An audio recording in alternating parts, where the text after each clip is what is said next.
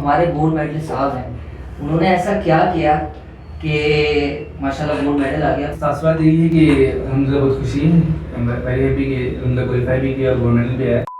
यार पहली चीज ऐसी क्या है, फोकस कर ले, अपनी फाउंडेशन पे फोकस कर ले। उसके बाद मैं समझता हूँ कि आप डायरेक्ट जो है वो मैदान में उतर जाए। हम भी कह सकते हैं कि हमारे स्टूडेंट का ये वर्ड, इनका वर्ड काफी इंपॉर्टेंट है, कह सकते हैं, तो बस हम तो बोलते नहीं ये। अस्सलाम वालेकुम एवरीवन। अल्लाह ताला के नाम के साथ शुरू करते हैं। बिस्मिल्लाहिर्रहमानिर्रहीम। कुल हुवल्लाहु अहद, अल्लाहु समद, लम यलिद वलम यूलद वलम यकुल लहू कुफुवन अहद। Rabbi ज़िदनी इल्मा, rabbi ज़िदनी इल्मा, rabbi ज़िदनी इल्मा। अच्छा, आज सेलिब्रेशन का दिन है और वैसे भी आई बिलीव कि कोई भी लर्निंग हो वो फ़न के बगैर पॉसिबल नहीं है। तो बेसिकली आज जो हम यहाँ पर सब गैदर हुए हैं वो ख़ास तौर पे उन लोगों के लिए जो स्ट्रेटजिक केस स्टडी SCS का एग्ज़ाम देने जा रहे हैं। बहुत सारे लोग अल्हम्दुलिल्लाह सक्सेसफुल हुए हैं, बहुत सारे लोग पेपर देने जा रहे हैं, बहुत सारे लोग ये ट्राई करेंगे इंशाल्लाह, अल्लाह ताला के सके पास होते हैं। उनके लिए काफ़ी इंपॉर्टेंट ये चीज़, ये वीडियो अभी होने वाली है। आज हमारे साथ सर सऊद भी हैं, इंशाल्लाह उनको भी लेंगे। और हमारे जो स्टार्स हैं SCS के, जो ICAP के स्काई पे जो स्टार्स हैं उनमें से 2 स्टार्स हमारे साथ हैं। एक माशाल्लाह से गोल्ड मेडलिस्ट हैं, एक मेरिट होल्डर हैं। आइडिया यही है, आप देख रहे हैं सेटिंग कोई खास नहीं है, आइडिया ये है कि लोगों को ज़्यादा से ज़्यादा फ़ायदा हो। सबसे पहले ना हम लोग इस चीज़ को डिस्कस करेंगे कि स्ट्रेटजिक केस स्टडी है क्या। उससे भी पहले हम ये समझने की कोशिश करते हैं कि जो हमारे गोल्ड मेडल साहब हैं उन्होंने ऐसा क्या किया कि माशाल्लाह गोल्ड मेडल आ गया पूरे पाकिस्तान में। सबसे पहले बताएं सर, आपके क्या तासुरात हैं। सर सबसे पहले अपना इंट्रोडक्शन ब्रीफ सा, फिर उसके बाद। अस्सलाम वालेकुम सर, सैयद मोहम्मद अली। तो खास बात यही है कि हम बहुत खुशी हैं, वेरी हैप्पी कि उनका क्वालिफाई भी किया और गोल्ड मेडल भी आया। इवन तो उन्होंने एक्सपेक्टिंग किया गोल्ड मेडल या किसी किस्म का मैच वगैरह आएगा। It's definitely a feeling that we can not be described. It's actually very my emotion. अच्छा, देख रहे हैं अभी बहुत ही सादा सा यानी कि बंदा है और बहुत ज़्यादा ऐसा लग भी नहीं रहा कि लाइक अपनी खुशी को बहुत ज़्यादा वो कहना चाहिए एक्सप्रेस करना, वो भी एक आर्ट है मेरे ख्याल में। तो बहुत खुशी है माशाल्लाह, आपने पूरे पाकिस्तान में गोल्ड मेडल लिया है। तो मुझे सबसे पहले ये बताएं कि मतलब ऐसा क्या है, आप क्या समझते हैं कि यार जो बच्चा स्टडी केस स्टडी पढ़ने जा रहा है तो एक होता है ना यार, पहली चीज ऐसी क्या है, पहली चीज क्या करें। देखिए सर, कोई भी स्टूडेंट जो है केस स्टडी तैयारी करना स्टार्ट करता है तो सबसे पहले तो उसको अपनी फाउंडेशंस पे काम करना चाहिए। स्टार्टिंग ऑफ केस स्टडी को हम BFD और SPM में डिवाइड करते हैं। जैसे SPM का पेपर एग्जिस्ट नहीं करता, बट BFD और SPM में पहले आप तैयारी करें, उसकी रिविजन करें, आप उसके लेक्चर दीजिए। अगर आपको लेक्चर की जरूरत नहीं है, स्पेशली BFD क्योंकि हम उसके अटेम्प्ट पहले देकर आते हैं, तो अगर अपनी नोट्स रिवाइज करें तो बेस्ट होता है अपना। स्टार्टिंग के 1-8 मंथ तक अगर आप जो है उसकी रिविजन पे फोकस कर लें, अपनी फाउंडेशन पे फोकस कर लें, उसके बाद मैं समझता हूँ कि आप डायरेक्ट जो है वो मैदान में उतर जाए। जो आपके पास पेपर्स हैं इंस्टीट्यूट के, जो केस स्टडीज है डिफरेंट बॉडीज। अरे यहाँ पे मैं रोकूंगा, आपने अभी बहुत सारे लोग जो है ना, सॉरी मैं आपकी बात काट रहा हूँ, लेकिन यहाँ पे एक चीज़ समझना जरूरी, बहुत इंपॉर्टेंट आपने बात की है कि जो आपकी फाउंडेशन है उसको पहले स्ट्रॉन्ग करें। तो वो क्यों ज़रूरी है। मतलब किसी ने अगर SPM पढ़ा हुआ है, किसी ने BFD पढ़ा हुआ है, टैक्स एथिक्स सब देखा हुआ है, वो दोबारा से रिवाइज करे भाई, वो पहले ही कर ले, वो क्यों मतलब अटेम्प्ट कर लें ज़्यादा क्वेश्चंस। नहीं, डेफिनेटली जो है testing level at the time of CFAP and at the time of case study is very different. जो SPM का बैच पेपर हुआ करता था इन द CFAP लेवल, वो बहुत ही क्लीशे पेपर था। It was based on models. जो models आप पढ़ते थे टेक्सचर शॉर्ट वगैरह, एग्जैक्टली वही मॉडल्स आप पूरे अप्लाई करते थे SPM के अंदर। ऐसा केस स्टडी में नहीं है। जो टेस्टिंग लेवल समझे आप, केस में एडवांस हो जाता है। उसमें आप मॉडल्स के बिना जो है उसके पीछे के एसेंस पे आप बात करते हैं, आप उसके एडवांटेजेस डिसएडवांटेजेस, किसी भी कंपनी को या किसी भी सिनेरियो में क्या बेटर ऑप्शन है उसको सजेस्ट करते हैं। तो आप डेफिनेटली उसके हाई टेस्ट लेवल तभी आप इसको सही से कर पाएंगे जब आपकी पुरानी बेसिक्स, पुरानी फाउंडेशन आगे स्ट्रॉन्ग ग्रिप हो। उसके बिना तो पॉसिबल नहीं है।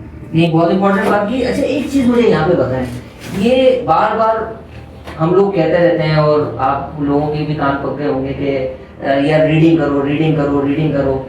ये आपको क्या लगता है कि यार ये किस तरह हेल्प करता है और क्या ये फाउंडेशन में इंक्लूडेड है? नहीं, रीडिंग की जो कैपेबिलिटी है, रीडिंग करना डेफिनेटली बहुत ज़्यादा इंपॉर्टेंट है, because it creates an improvement power. क्या आपके पास रिटेंशन कितनी हो रही है। आपका जो केस स्टडी का पेपर है उसमें 40 पेज का PC नहीं और कोई 10-15 सफ़े का तो पेपर आता है आपका। अगर आप रीड उसको फर्स्ट टाइम रीड करने में आपका ऐसी एबिलिटी अगर उसको अब्जॉर्व कर सके तभी आपका पेपर अच्छा जाएगा। तो इसका हल ये है कि आप ज़्यादा से ज़्यादा किसी भी रीड करें, उनका अटेम्प्ट करें, तभी जो है आपकी जो है वो रीडिंग पावर और तभी आपका पेपर जो है वो अच्छा जा सकता है। अच्छा चलो अब मुझे एक बात बताओ, आपने रीडिंग कर ली और ये सारी चीज़ें कर ली, आपने प्रैक्टिस भी कर लिया और बहुत सारी चीज़ें कर ली, लेकिन यहाँ पे सवाल ये बनता है एग्जाम के दिन पे आप पहुँचे, this is an exam day, okay. अब वो जो एग्जाम का जो दिन था उसके आप जब पहुँचे तो सबसे पहला आपके दिन में क्या था, यार ये चीज़ें मुझे नहीं कर सकते। फॉर एग्जाम्पल बहुत सारे लोग पूछते हैं कि यार कौन सी बुक लेके जाएं, आपका इस पर क्या ख्याल है कि बुक वहाँ पे रेफर करना? देखिए मैं अगर आपको सबसे बताऊँ तो ओपन बुक है ना ये, ओपन बुक एग्जाम में ना जो मेरी जो उसको ये कोशिश थी कि यार मैं सब कुछ ही दे दूँ बुक्स में ना, मैं आपके नोट्स भी ले जाऊँ, मैं जो टेक्स्ट वेक्स्ट नोट्स आपने बनाए हैं वो भी ले जाऊँ, अपने BFD के रिविजन नोट्स भी ले जाऊँ, साथ में SPM की बुक भी ले जाऊँ। और मैंने एक्चुअली किया भी था, मैंने एक बुक बाइंड कराई जिसमें वो आपके नोट्स प्लस मेरे रिविजन नोट्स मिक्स थे, उसमें प्रीसिंग की नोट्स भी थे और साथ साथ SPM की बुक्स वगैरह थी। बट जब पेपर में बैठे तो ना उस बुक की ज़रूरत पड़ी ना उस बुक की तरफ हाथ बढ़ा। पेपर बिल्कुल ही कम्प्लीटली डिफरेंट है, तो बुक्स वगैरह या मटेरियल वगैरह आपकी इतनी हेल्प नहीं करता, तो आप लेके जाए ना जाए at the end of the day मुझे लगा एक ही बात है। ऐसे ये बड़ी मतलब इंटरेस्टिंग बात थी, बस इसी पे मैं इनके साथ क्लोज करूंगा। एक लास्ट बात, यानी मैं अपनी एक आप लोगों के साथ स्टोरी शेयर करना चाहूँगा, छोटी सी है। जब मैं पेपर ये खुद अटेम्प्ट कर रहा था, MS2 का 3rd अटेम्प्ट थी मेरी, फर्स्ट में जो है ना वो पास नहीं हो सका था, सेकंड कोविड और फिर 3rd I celebrate my failure actually. तो उसमें मैंने ना एक चीज़ देखी कि जब मेरे पास आई बुक और मैं लिखने लगा वहाँ पे ना, तो अल्लाह ताला ने पास करवाना था, तो मैं देख रहा यार मैं तो कंपनी का नाम भी लिख रहा हूँ, यानी मैं जहाँ से वो मुझे एग्जैक्ट पता था यार पेपर पूरा जो है ना क्वेश्चन आ गया वहाँ से, वो कंपनी का नाम तक लिख रहा था। वो मेरा पेन उस वक्त था तो पेन रुक गया कि यार पता नहीं मैं ये चीज़ लिख रहा हूँ, कंपनी के बारे में लिख रहा हूँ, तो पता नहीं वो क्या क्या इररेलेवेंट लिख रहा हूँ।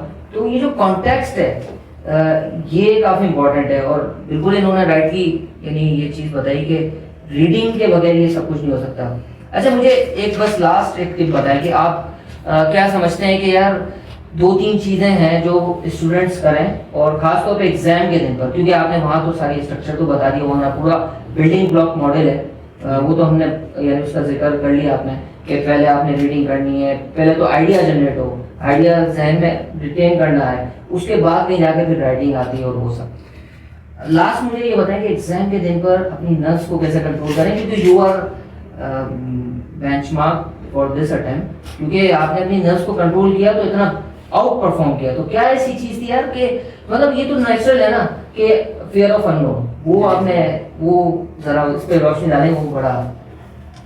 देखिए नर्व्स को तभी कंट्रोल कर सकते हैं अपनी एग्जाम डे पे जब आपकी प्रैक्टिस टाइम पर हो ना। लाइक मैं अपनी पर्सनल बात बताऊँ, जब मैंने MS2 के बहुत सारे पास हुए खुद बैठ के आंसर सॉल्व किए, मैंने आपकी वेरिएंट्स को सॉल्व किए, सो वाई डोंट कोई 30 किस्म का सवाल जो मेरे सामने आएगा तो उसको देख के मैं हेजिटेट नहीं करूँगा। एग्जाम के डे में मेरी स्ट्रेटजी भी हुई थी एग्जैक्टली कि मैं सवाल को पहले क्वेश्चन रीड करूँ, उसके बाद जो एग्जाम के फर्दर प्रैक्टिस से आता है वो बाद में रीड करूँ।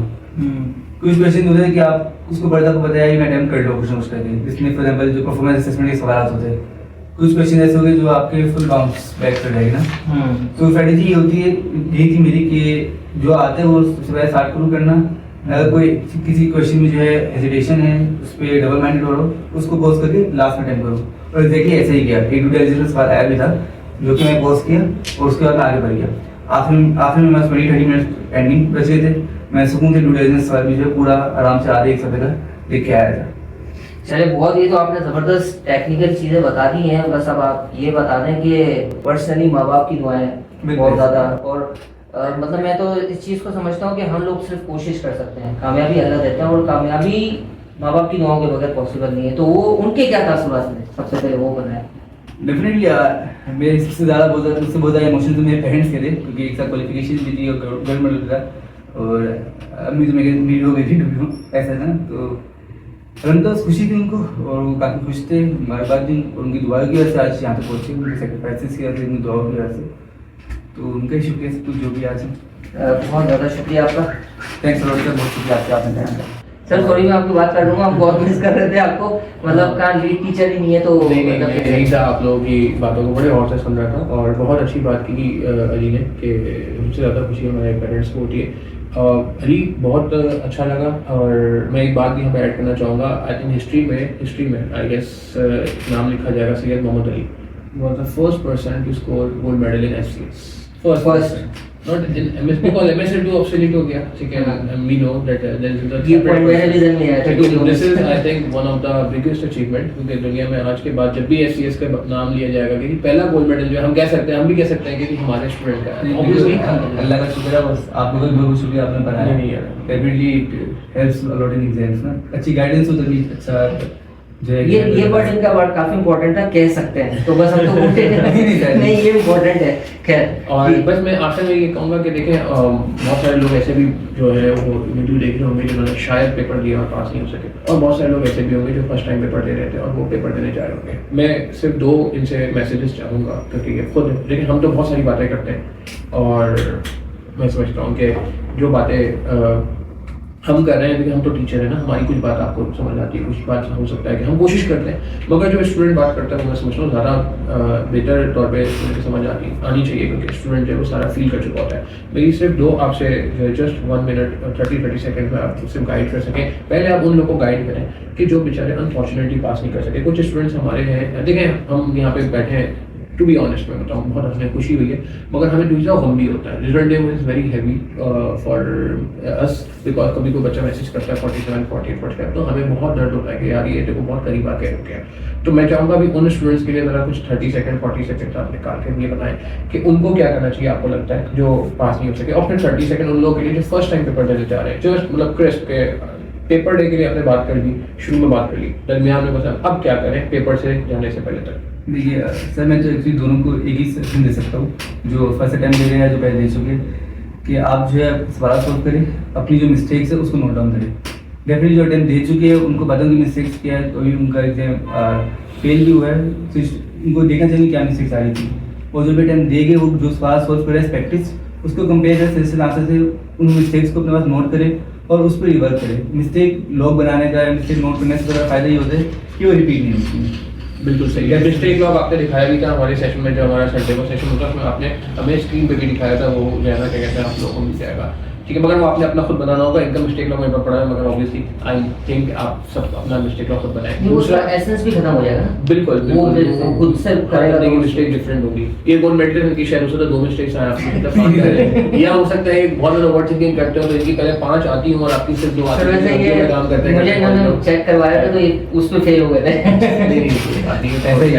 हम कोशिश करते हैं कि अपना बात आया रखें ताकि प्रॉब्लम ना हो। लास्ट मैसेज टू दोस्त जो पहली बार एससीएस पेपर दे रहे हैं उनको सीरियस लेना चाहिए या नहीं सीरियस लेना चाहिए, क्या क्या काम करना चाहिए, बस ये बिल्कुल देखिए कोई भी एग्जामिनेशन होता है इवन जो एससीएस भी है उसको बिल्कुल सीरियस लेना चाहिए। अगर एग्जामिनेशन सीरियस लेंगे तो आप उसको पास नहीं कर पाएंगे, तो सीरियसली ऐसा नहीं समझे कि आखिरी 1 महीने में आखिरी 2 महीने पढ़ लेंगे तो पास हो जाएगा, बिल्कुल पास नहीं होगा। जितनी ज़्यादा प्रैक्टिस करेंगे, जितने ज़्यादा सीरियस इसको लेंगे तभी आपको पेपर पास होगा। एटलीस्ट अगर हम इससे पूछे मैं समझता हूँ case study is a very difficult paper compare to other papers, because बाकी पेपर्स का एक आपका रोड मैप होता है।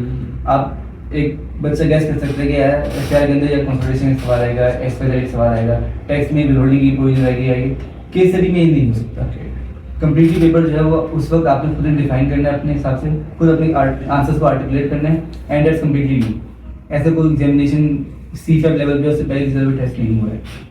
बिल्कुल सही। तो एक ऑर्गेनाइज बनने के साथ आपको चलना होगा, एक पूरा पाथ लेके चलना होगा। अब वो आपके ऊपर है, आप जो है सफरकान के बताए हुए रास्ते पे चलते हैं या आप अपने रास्ते पे चलते हैं, मगर the proper path should be there, and I think यही मैसेज जो है वो अली की तरफ से। Thank you very much for एक चीज़ बस मैं ऐड कर दूं जी कि आप मुझे ये बताएं कि आपकी इससे पहले कोई हिस्ट्री है लाइक मैरिड की या डिस्टिंक्शन? ये मतलब एक काफी इंटरेस्टिंग बात है, अच्छी बात है, और ये मैं समझता हूँ ऑनर भी है आपके पेरेंट्स के लिए भी, आपकी फैमिली के लिए भी। And once again many congratulations, हमारी दुआएं आपको दुनिया में भी कामयाब करना है, आखिरत में भी कामयाब करना है। Thank you very much.